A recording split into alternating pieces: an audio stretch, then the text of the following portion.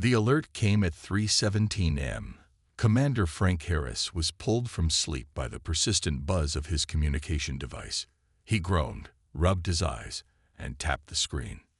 "Commander Harris, this is Mission Control. We need you at headquarters immediately." Frank didn't ask questions.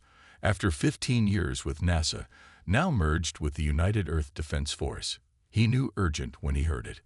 40 minutes later, he walked into a room buzzing with activity. Screens displayed data streams and star charts. In the center stood Dr. Olivia Moore, her eyes fixed on the main display. "Frank, glad you're here," she said without looking away. "We picked up something unusual." "Define unusual," he said, accepting the coffee a junior officer handed him. Olivia pointed to a waveform on the screen. "This signal appeared 6 hours ago. It's artificial and directed specifically at Earth." Frank studied the pattern. "First contact. That's our working theory," she said. "And there's more. Look at this." She swiped the display to show telescope imagery from the edge of the solar system. A massive object was moving toward Earth, metallic, symmetrical, and obviously constructed. "How big?" Frank asked. "Initial estimates put it at roughly 12 kilometers long," Olivia said. "And it's slowing down." The room fell silent as the implications settled over everyone. Humanity was no longer alone in the universe. The next 72 hours passed in a blur of activity. World leaders were notified. Military forces went on high alert. Scientists worked around the clock analyzing the signal, which repeated every 4 hours with slight variations. On the 4th day, Dr. Moore burst into Frank's temporary office at headquarters. "We cracked it," she said breathlessly. "The signal contains mathematical sequences, followed by what we believe is a language primer." "They want to talk," Frank said. "Yes, and based on the ship's current trajectory and speed, they'll reach Earth orbit in approximately 10 days. The news broke worldwide the next day. Panic, religious fervor, and celebration erupted in equal measure across the globe. United Earth Defense Force mobilized, though everyone understood the futility of resistance if the visitors proved hostile. 9 days later, Frank and Olivia stood in mission control as the alien vessel established orbit around Earth. It dwarfed the International Space Station, casting a shadow visible from the ground. "Incoming transmission," announced the communications officer. The main screen flickered and displayed a being unlike anything Frank had ever seen. It had 4 eyes arranged in a diamond pattern, bluish skin, and spoke through what appeared to be gill-like structures on its neck. "People of Earth," it said in perfect English, clearly having studied Earth's broadcasts. "I am Ambassador Excel Tura of the Galactic Council, a federation of 27 sentient species. We have been observing your development with great interest." Frank stepped forward. "I am Commander Frank Harris of the United Earth Defense Force. We welcome you to our system." The alien made a gesture that might have been a bow. "We come in peace and with an opportunity. Your species has reached a technological threshold that qualifies you for consideration to join our council. We invite a delegation to our central chambers to discuss terms." President Clark, listening from the White House, gave Frank a slight nod through his video feed. "We would be honored to send representatives," Frank replied. "Excellent," said Seltura. "We will provide transportation for your delegation in 3 Earth days. Choose your representatives wisely. This meeting will determine humanity's place among the stars." After the transmission ended, Olivia turned to Frank. "Do you trust them?" Frank watched the enormous ship on the monitor. "Not completely. But this is the moment everything changes for humanity, whether we like it or not." Within hours, the selection process began for Earth's first interstellar diplomatic mission. Commander Harris and Dr. Moore were among the first names on the list. Veteran diplomat Ambassador John Russell was appointed to lead the team. As Frank packed his few belongings, he paused at his window, looking up at the night sky. Somewhere up there, the future of humanity hung in the balance. Whatever came next would change Earth forever. Little did they know, The Galactic Council had plans of their own for Earth's strategic position in the galaxy, plans they had no intention of fully disclosing during the upcoming negotiations. The United Nations building buzzed with activity as the newly formed diplomatic team gathered for their final briefing. Ambassador John Russell stood at the head of the table, his weathered face serious beneath his silver hair. At 62, he had negotiated peace treaties in every major conflict zone on Earth. Now he faced the greatest diplomatic challenge in human history. "Ladies and gentlemen," Russell addressed the room, "in 24 hours, we will board an alien vessel and leave our solar system. The fate of humanity may rest on what we accomplish." Captain Samantha Wright sat to his right, her military uniform crisp, her posture perfect. As the team's military advisor, she would assess any potential threats. Next to her, Dr. Peter Collins shuffled through his notes. The xenobiologist had spent the last 3 days studying the limited data they had on the aliens. "The Council claims to represent 27 species," Russell continued. "We need to understand their politics, their culture, and most importantly, what they want from Earth." Lisa Rodriguez, the team's cultural attaché, spoke up. "Sir, we should assume they know far more about us than we know about them. They've likely been monitoring our communications for years." Russell nodded. "Exactly why we need to be careful about every word and action." The next morning, a smaller shuttle from the main alien vessel landed in a specially prepared area at Kennedy Space Center. Thousands watched from beyond the security perimeter as the Earth delegation, 12 people in total, boarded with minimal luggage. Inside, they found seats designed to accommodate various body types. The interior walls pulsed with soft light. No alien crew were visible. "Welcome," came a voice from hidden speakers. "Please secure yourselves. We will depart in 3 minutes." Captain Wright examined the restraint system. "Similar to our technology, but more advanced," she whispered to Russell. The takeoff was surprisingly gentle, a slight pressure, then nothing.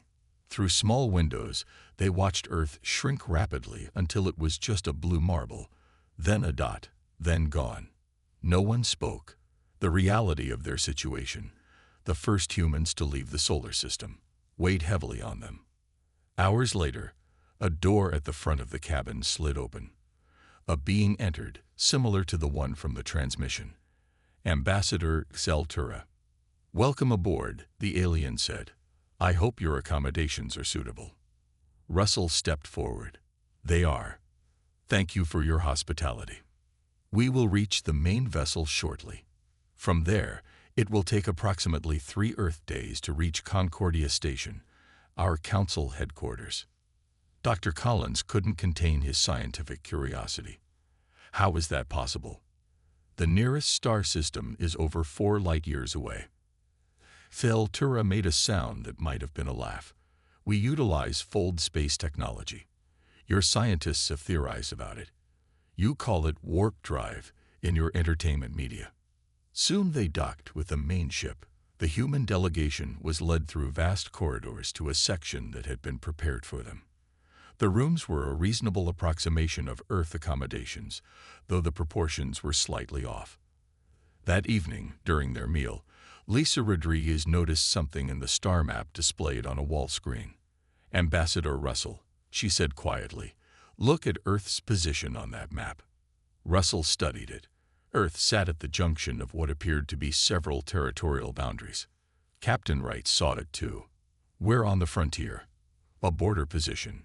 Later, in a private meeting room, the team discussed their observations.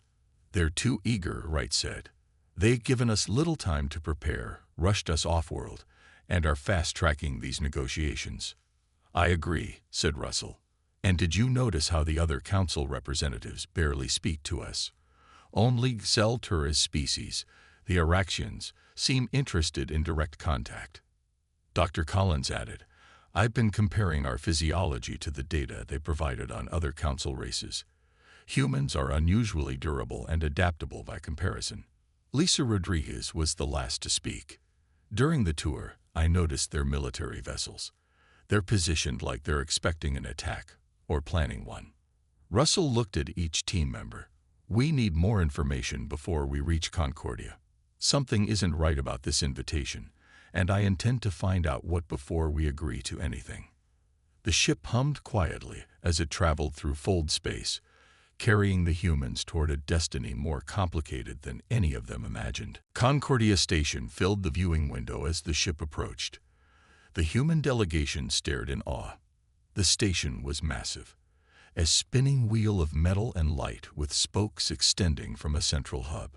Ships of various sizes and shapes moved around it like bees around a hive. "It's beautiful," Dr. Collins whispered. "And heavily armed," Captain Wright added, pointing to what were clearly weapon emplacements along the outer ring. Their ship docked smoothly. As the airlock opened, the humans were hit with new smells, strange but not unpleasant. Ambassador Kexel Tura led them through busy corridors. Aliens of different shapes, sizes, and colors moved past them. Some had multiple limbs, others moved on what looked like clouds of gas. Many stopped to stare at the humans. The first Earthlings to visit Concordia, Cell Turret explained. "You are something of a curiosity." They were shown to their quarters, a section adapted for human needs. After settling in, they were invited to a formal reception. The grand hall was filled with representatives from many species. Ambassador Russell noted how they clustered in clear political groupings. Their Earth delegation stayed together, accepting introductions but saying little. A tall, thin alien approached them. Unlike Cell Tura, this one had gray skin with patterns that seemed to shift and change. "I am High Counselor Zex Terra," it said through a translator device. "Leader of the Araxian Dominion and current head of the Galactic Council. Earth's potential membership is of great interest to us." "We are honored," Russell replied carefully, "though we are still learning about the Council and its members." Zex Terra made a flowing gesture. "We have prepared an accelerated membership process for Earth. Your species shows great promise." Captain Wright noticed the reaction of nearby aliens. Some seemed surprised by this statement, others concerned. Later, during a tour of the station's scientific facilities, Dr. Collins was allowed to examine biological data on various council species. He worked quickly, comparing notes to human physiology. "Fascinating," he muttered. A technician looked over. "What have you found?" the alien asked. "Humans seem unusually resilient compared to most council species," Collins explained. "We recover from injury faster, adapt to different environments more easily, and have remarkable stamina." The technician made a clicking sound. "Yes, these traits are valuable." Meanwhile, Captain Wright had managed to slip away from the main tour group with the excuse of using a restroom. She took a different corridor, noting the increased military presence in this section. Through a large viewport, she saw a shipyard constructing what were clearly warships. Lisa Rodriguez had her own discovery. At a cultural exchange event, she met a junior diplomat named Krelax from the Veltrax Federation, a species with 4 arms and iridescent skin. "Your world joins the Council at an interesting time," Krelax said quietly when they were alone. "How so?" Lisa asked. "The Council claims 27 member species, but 5 years ago, there were 31. Krelax looked around nervously. "Ask about the void sometime, but not openly." That evening, the human team gathered in their private quarters, which they had swept for listening devices. "They want us to sign preliminary membership agreements tomorrow," Russell said. "That's unusually fast for diplomatic standards." Captain Wright described the military buildup she had witnessed. Dr. Collins shared his findings about human biological advantages. Lisa told them about her conversation with Krelax. "The void." Russell frowned. "I've heard that term whispered twice now." "And Earth's position," Wright reminded them, pointing to the star chart they had brought. "We sit at a strategic crossroads." Dr. Collins looked troubled. "They seem especially interested in our physical resilience and adaptability, almost like they're assessing us as soldiers," Wright finished. Russell nodded slowly. "Tomorrow at the preliminary meeting, I'll try to delay any agreements until we learn more. Captain Wright, continue your reconnaissance if possible. Dr. Collins, get more data on comparative species biology. Lisa, see if your contact will share more information. Outside their quarters, the bustling activity of Concordia Station continued, unaware that the humans were beginning to unravel the Council's true intentions. Ambassador Russell sat at the large circular table in the Council's negotiation chamber. Around him were representatives from 7 major Council species. The walls displayed star maps and data streams. Behind each alien sat advisors and assistants. The human team remained small in comparison. Earth occupies a unique position. High Counselor Zexterra began. Your solar system sits at the intersection of 3 major trade routes. Your membership would benefit all Council species. A holographic display appeared in the center of the table, showing proposed trade agreements, technology sharing, and defense pacts. The terms seemed extremely generous. You offer much, Russell said carefully. What does Earth provide in return? Your strategic location, primarily, said an Araxian diplomat. Plus, we find your species' adaptability useful.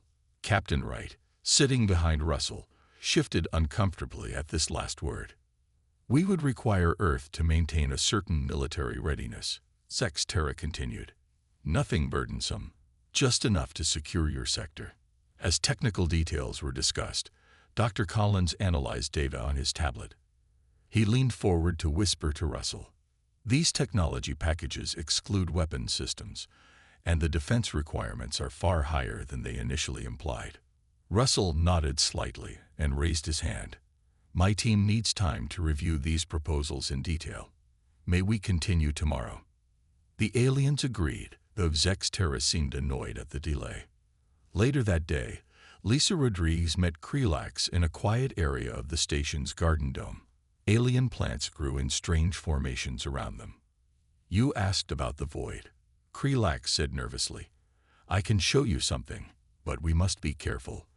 The Council monitors everything. He handed her a small data crystal. This contains records from the restricted archives. Use it in your private quarters. That evening, the human team gathered around a viewer in their secure room. The crystal contained military reports, star maps, and classified communications. This is bad, Captain Wright said as they reviewed the files. The Council fought a war 10 years ago against something they call the Void, an ancient species from dark space. Dr. Collins pointed to casualty figures. The losses were enormous. 4 entire species were nearly wiped out. And look at this, Lisa said, highlighting a strategic analysis. Earth sits at a critical defensive position against the Void's territory.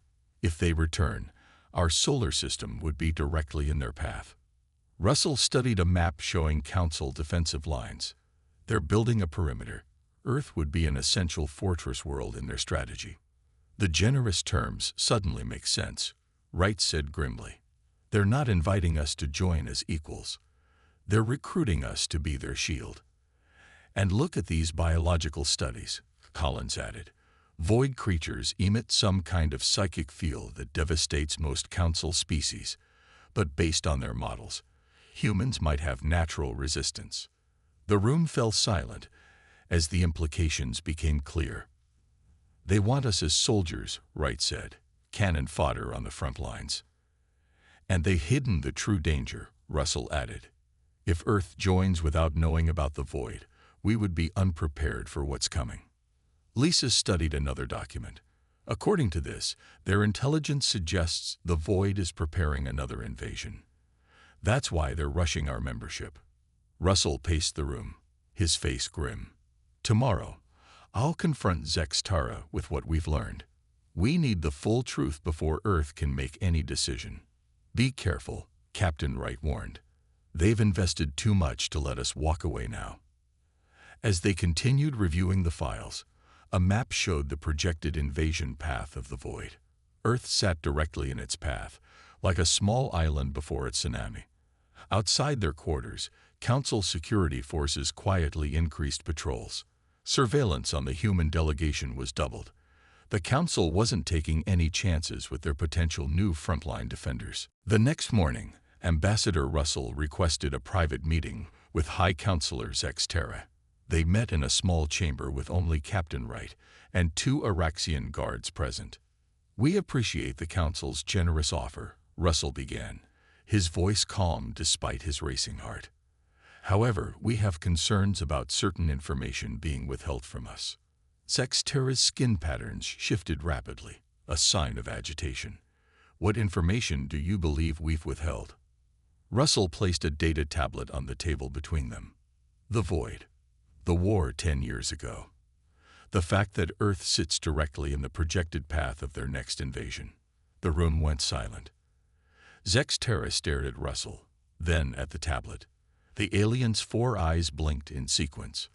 "How did you acquire this information?" Zex Terra finally asked. "That's not important," Russell replied. "What matters is why the Council concealed such critical information from Earth." Zex Terra stood and walked to a window overlooking the station's central hub. "The void is not something we discuss openly. The panic it would cause." "You mean the panic it would cause on Earth if we knew the real reason you want us in the Council?" Captain Wright said. The High Counselor turned. "You must understand our position. The void nearly destroyed us a decade ago. 4 species were almost completely wiped out. The Tellurians and Moxeri now exist only in protected enclaves." "We understand," Russell said. "What we don't understand is why you wouldn't be honest with us." Zex Terra made a gesture that seemed like resignation. "Would your people agree to join if they knew they would immediately be facing an existential threat? That Earth would become a fortress world on the front lines." Meanwhile, Dr. Collins and Lisa Rodriguez were in the station's Biological Research Center with the help of Krelax. They gained access to the most classified studies on the void. "These creatures are unlike anything we've encountered," Collins said, examining the data. "They exist partially in another dimension, which is why they're called the void. They feed on mental energy, thoughts, emotions, consciousness itself. And humans have some kind of resistance." Lisa asked. Collins pointed to comparative brain scans. "Our neural patterns are fundamentally different from most Council species. The void's psychic attacks that devastate others might have reduced effect on humans." Krelax added quietly, "That's why the Council is so eager to have humans join. They need soldiers who can face the void directly." Back in the private chamber, Ambassador Russell confronted Zex Terra with this information. "You plan to place humans on the front lines without telling us what we'd be facing," Russell said. "That's not an alliance. That's exploitation." Zex Terra's patterns shifted again. "It is necessary for galactic survival. The void consumes all in its path. They cannot be reasoned with, only fought." "Then fight honestly," Russell replied. "With allies who choose to stand with you, not pawns manipulated into position." The High Counselor moved closer. "You don't understand what we face. The void destroyed civilizations that existed when your species was still climbing trees. We make difficult choices for survival." "So do we," Russell said firmly. At that moment, Dr. Collins contacted them through their secure channel. "Ambassador, we found something else. The Council has already begun preparations to militarize Earth's orbital space. They're planning defensive installations regardless of our decision." Captain Wright's face hardened. "You were never planning to take no for an answer, were you?" Zex Terra looked between the humans. "Earth's strategic position is too valuable." The Council voted. If diplomacy failed, other measures would be implemented. "Measures?" Russell asked, his voice dangerously quiet. "Nothing harmful to your population," Zex Terra assured them. "Simply, guidance toward the necessary path." Russell stood slowly. "High Counselor, I believe we need to reconsider Earth's position in these negotiations. We will not continue under threat or deception." "You have no choice," Zex Terra said. "The void is coming, and Earth stands in its path whether you join us or not." Russell's eyes narrowed. "There are always choices, and we intend to make our own." The human delegation gathered in their quarters. Security around them had doubled. Though the council claimed it was for their protection, everyone knew it was to keep them contained. "They've backed us into a corner," Captain Wright said, pacing the room. "If we refuse to join, they'll force Earth's compliance anyway. If we agree, we become their frontline defense with minimal support." Ambassador Russell sat quietly, thinking. There's always another option. Dr. Collins looked up from his data tablet. "I've been analyzing everything we have on the Void. Their psychic attacks target specific neural pathways that most council species share. Humans process information differently. Could we use that somehow?" Lisa Rodriguez asked. "Possibly," Collins replied. "If we develop technology based on human neural patterns, we might create effective defenses against their psychic attacks." Russell nodded slowly. "So Earth has value beyond just our strategic position. We have biological traits they need, which gives us leverage," Wright added, understanding where Russell was going. The ambassador stood up. "We need to speak with Krelax and any other sympathetic council members. I have a plan, but we'll need allies." Later that day, High Counselor Zex Terra called the humans to the main council chamber. All 27 species were represented, an unusual occurrence that highlighted the importance of the meeting. "We have prepared the final membership agreement," Zex Terra announced. "We expect Earth to sign today." Russell stepped forward. The chamber fell silent. "The people of Earth thank the Galactic Council for their offer," he began formally. "However, we cannot accept membership under the current terms." Murmurs spread through the alien representatives. "Your acceptance is not optional," Zex Terra said, voice hard. "Earth's position is critical to galactic security." "We understand that," Russell replied calmly. "We also understand the threat of the Void better than you intended us to." The chamber erupted in surprised conversations. Many council members had not been told that the humans knew about the Void. "Earth recognizes the danger," Russell continued once the noise settled. "But we will not be manipulated or coerced. We propose alternative terms." He gestured, and Dr. Collins displayed new data on the chamber's main screens. "Human neural patterns show resistance to Void psychic attacks. We offer a partnership to develop defensive technology based on our biology. In exchange," Russell continued, "Earth maintains its sovereignty. Any defensive installations in our system will be under joint control, not solely council authority." Zex Terra's skin patterns shifted rapidly. "Unacceptable. The council requires direct control of all defensive systems in the perimeter." "Then Earth declines membership," Russell said simply. The chamber exploded into chaos. Several alien species began arguing among themselves. Some appeared to support the human position, others were outraged. Zex Terra raised all four arms for silence. "You fail to understand your situation, Ambassador. Earth will join the council. The only question is whether your people do so willingly or under supervision." "Is that a threat?" Captain Wright asked, hand moving subtly toward her sidearm. "It is reality," Zex Terra replied. "The council has unanimously agreed that Earth's position is too valuable to leave undefended." Russell looked around the chamber. "Unanimously. I see several representatives who appear surprised by your statement." Indeed, Krelax and representatives from 4 other species looked uncomfortable. "We were not consulted on this decision," said the Moxari representative, one of the nearly extinct species. Zex Terra ignored the comment. "Ambassador Russell, you have 24 hours to reconsider your position. Earth will join the Council's defensive perimeter. The only question is how much autonomy your people retain in the process." Russell met the alien's four-eyed gaze steadily. "We will consider your ultimatum, High Counselor. But remember that cornered creatures often fight the hardest." As the human delegation left the chamber, Captain Wright whispered to Russell, 24 hours isn't much time to implement your plan." "It's enough," Russell replied quietly. "Contact our new friends. We move tonight." Night cycle on Concordia station meant dimmed lights and reduced activity. The human delegation used this time to meet secretly with representatives from 5 council species who had shown sympathy to their position. They gathered in a maintenance section Krelax had secured.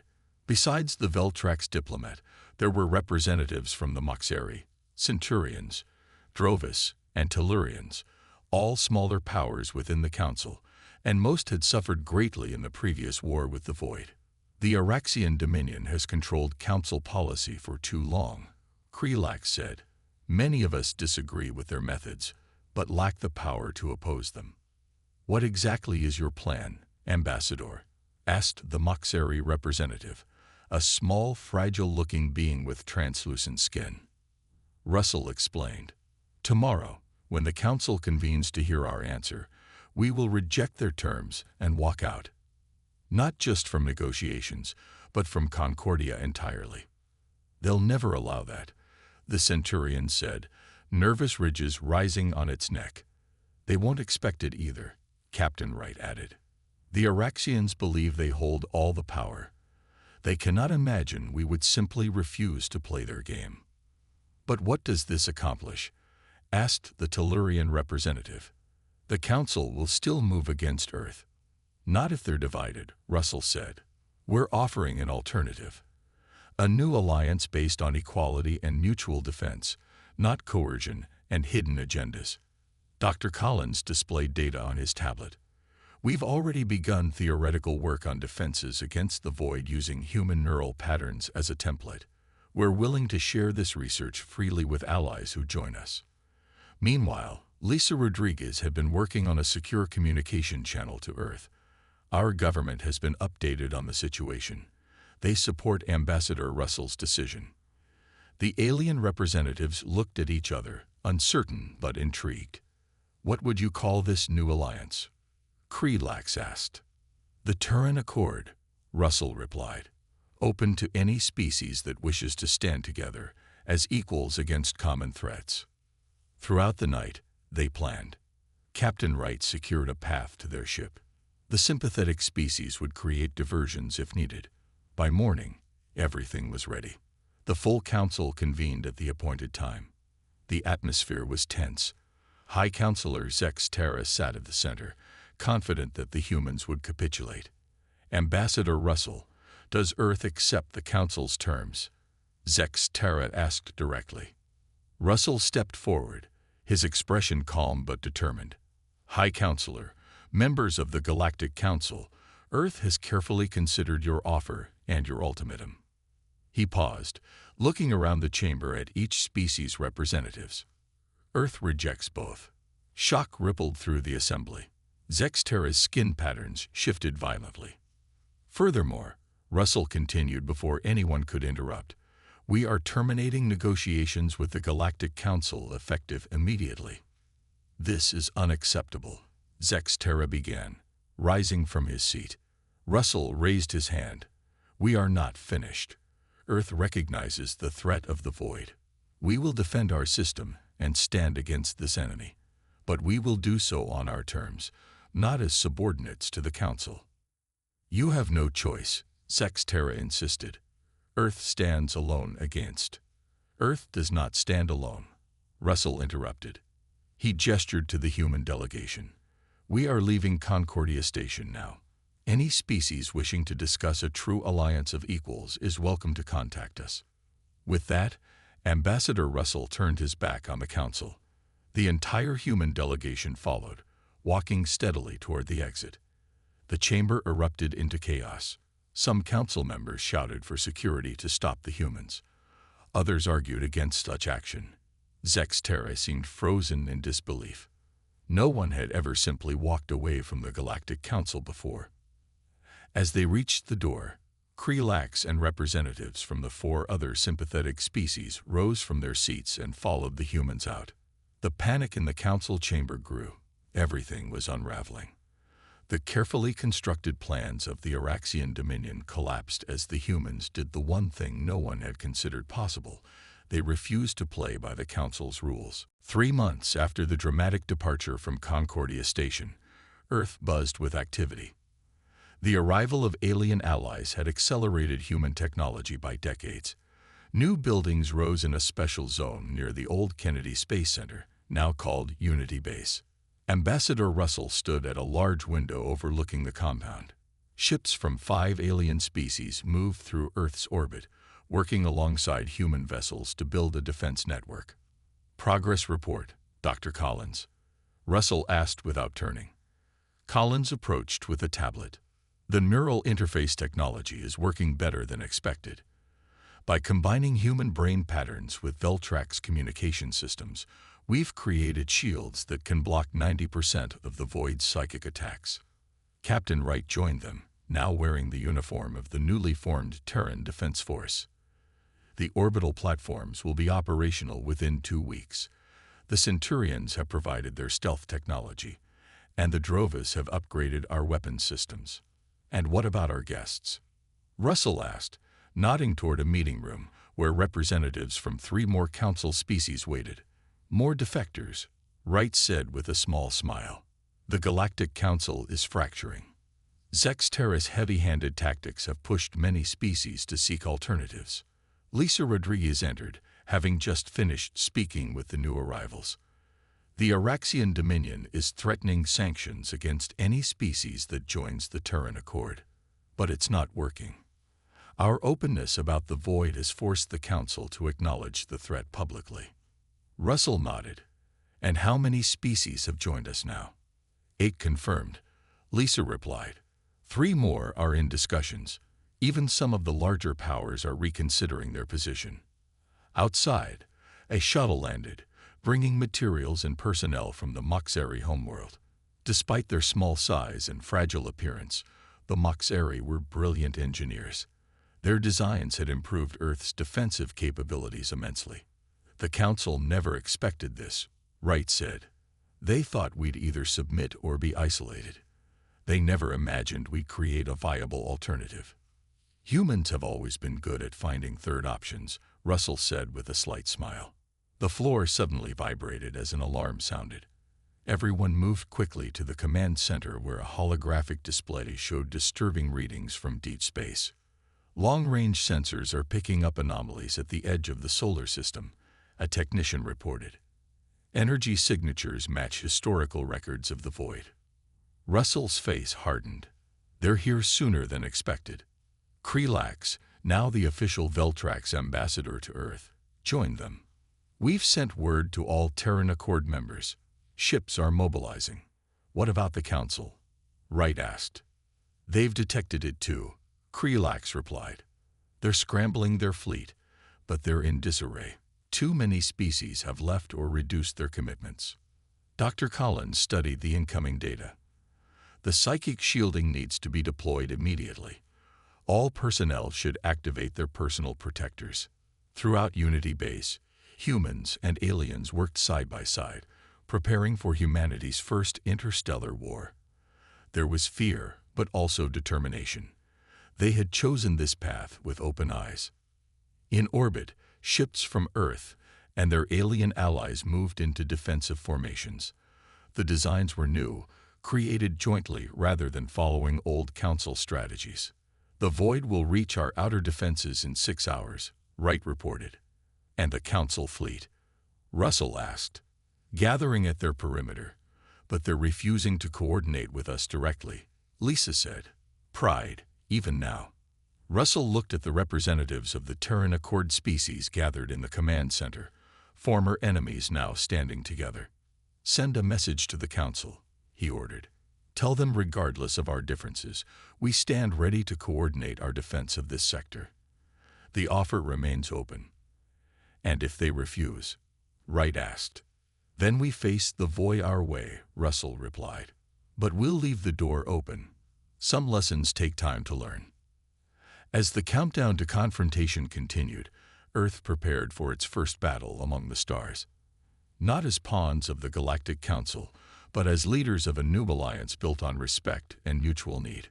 The path ahead would be difficult, but humanity had done what it did best: adapted, innovated, and refused to accept limited options.